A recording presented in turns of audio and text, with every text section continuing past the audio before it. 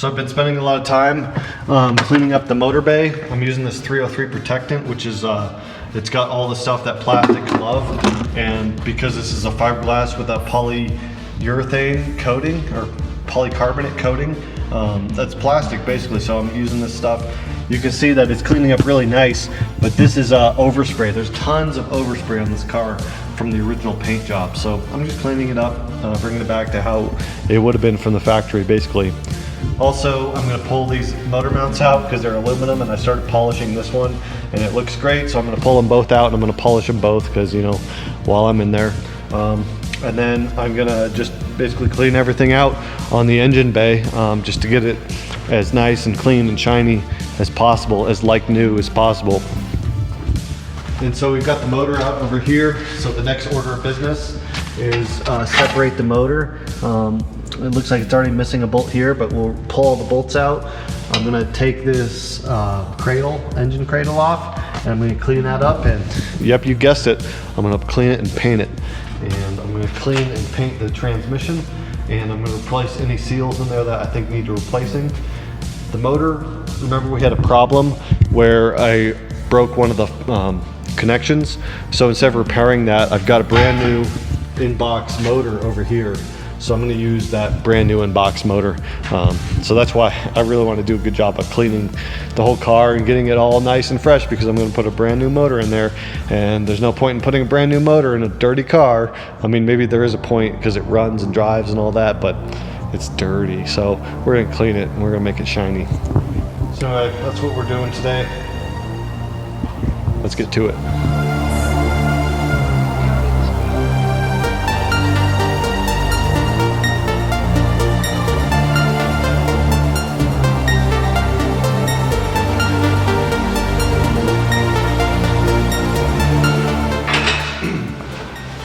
So the motor is by far the heaviest part of this whole assembly. It's like 200 pounds. This transmission is probably like 50 or 60 pounds. So I got the motor now supported on the wood, and the transmission's now just being held on by the motor. So now I'm going to remove the top brace, and then I'll remove the motor and then transmission, and we'll just keep going.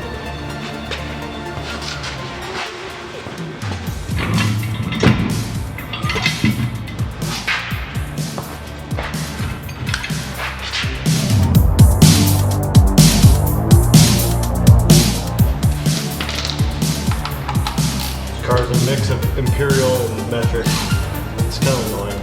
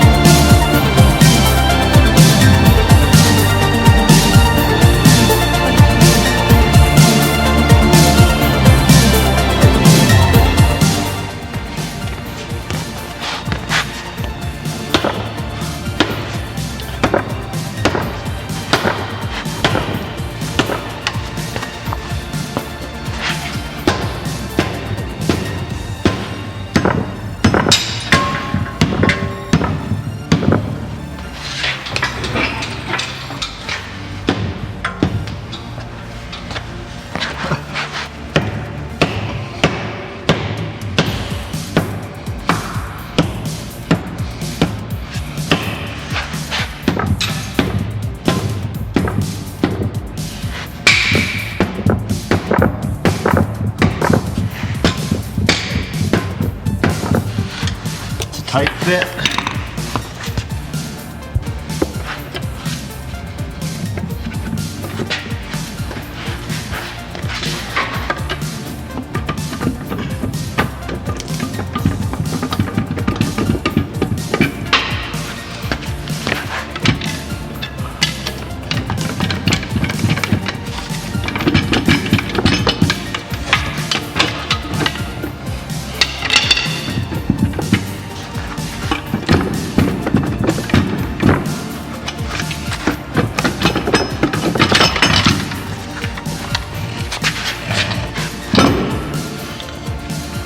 polish it.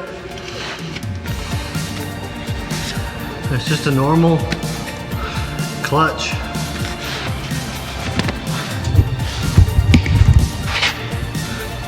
Looks like just a normal clutch.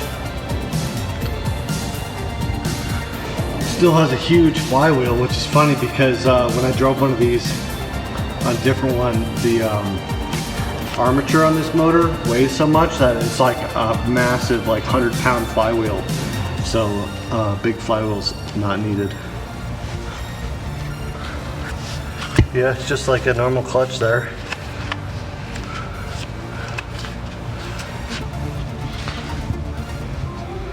Just normal transmission. So I'll be cleaning this guy up. And we'll swap everything on here onto my new motor. And this is the adapter ring here that we'll also swap. And the cooling fan. So we'll have to take all that stuff off now. Alright, so the next thing that I'm going to work on is I'm going to be removing the clutch from the motor. This is the Volkswagen diesel clutch. I'll be removing this clutch, the flywheel, and the adapter mounting plate. And of course I'll be cleaning all that up. I'm also going to be removing this cooling blower fan and the whole mounting system for that. And basically, you know, just like we've been doing, clean, paint, reinstall. So that's what we'll be doing. And I think what I'll try to do is clean this up and polish it like I have been doing with the other aluminum parts. So we'll go ahead and get started.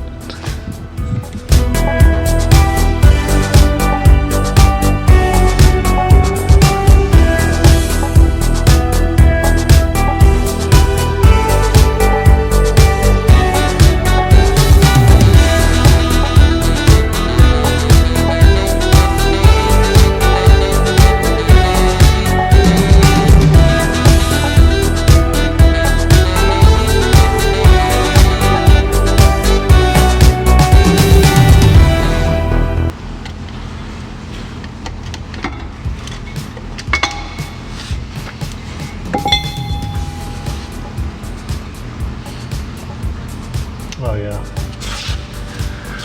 Just like I expected, there's tons of meat left on the clutch. Looks great.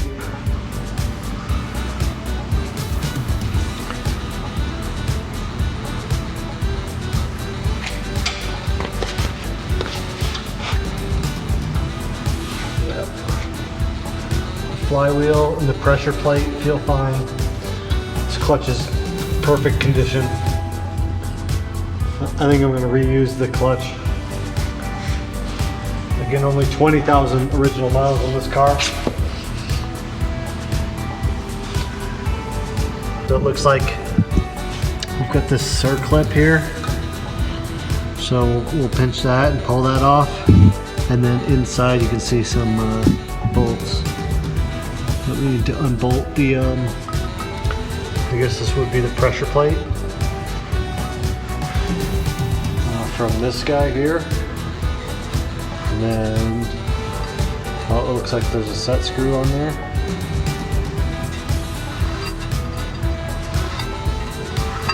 And then that should come off. And of course each of the bolts all around the outside for the adapter.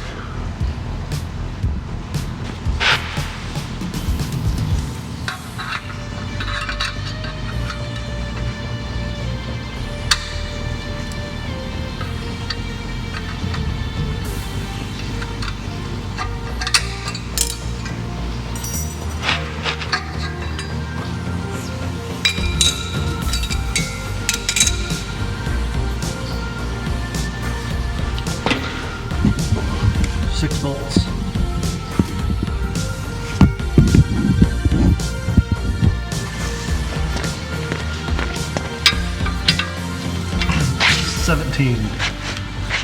This car is like such a mix of Imperial and metric.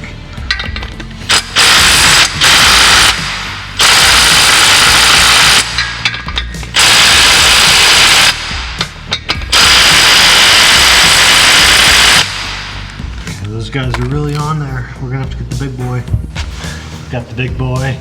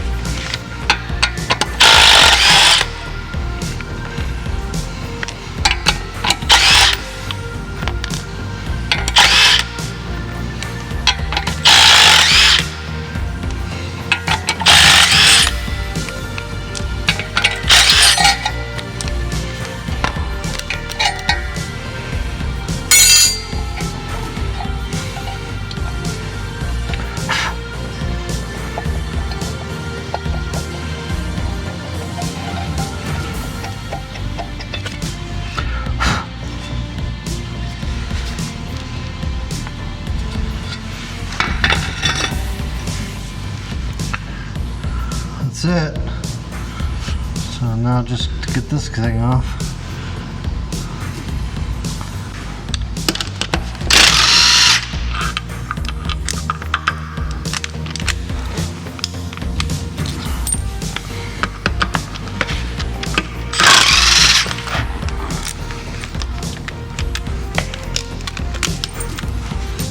Make sure these are all the same length.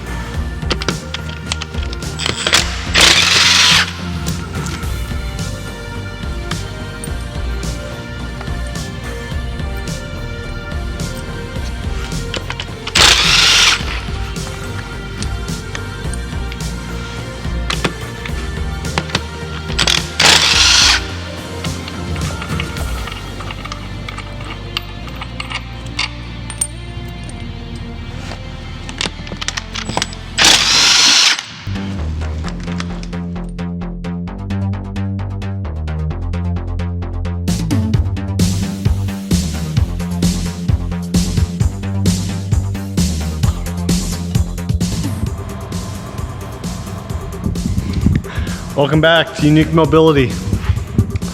So we got the leaf torn apart and we're gonna load it up to the trailer and we're gonna get it out of here. So I've dissected it.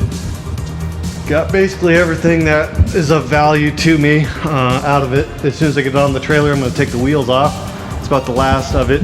There's still quite a bit of parts on it, like steering rack, the suspension, you know, carpets, things like that, but it's just not worth it to me to keep everything and have it on eBay or somewhere for months and months and have to store it in the shelves. So what I've done is I've collected here what I think is the most high value and easy to sell parts from the Leaf. So I'll be selling those to fund the rest of the build. And also I've got all the seats because I don't know if you know this, but all Leafs come standard with heated seats, and they also have heated rear seats.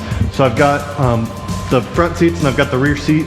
I got the switches for the heated seats, and I'm gonna try to transplant all that into my Land Cruiser build. So you can see back here, I've got the battery pack out. Now this is the 17 kilowatt hour battery pack. So I think this battery I'm gonna use in my Electrek build because it has a little bit less capacity than I'd like to use in my Land Cruiser, because the Land Cruiser is gonna need as much capacity as possible. So I'm gonna need to find another Leaf. we're gonna have to go Leaf shopping again, but not yet, because I've got the motor and the inverter and all the chargers out of the donor Leaf that I can use to start mocking up the build for the Land Cruiser. So I still have a lot of stuff to do, but it's very cool. Has all the high voltage stuff. Of course, we've got the chargers and we've got the plugins for the chargers. This is the 1772 standard plug, and then down here we've got the Chatamo high speed fast charger, which is really cool. So all that'll be compatible with a different battery from a different car. So yeah, big day today. I'm gonna go ahead and we'll get this Leaf loaded up and we'll put it on the trailer and we'll take it up to the wrecker where they're gonna like lift it off the crane or something and smash it, and that'll be cool. And I'll probably get some money for it. So let's go do that.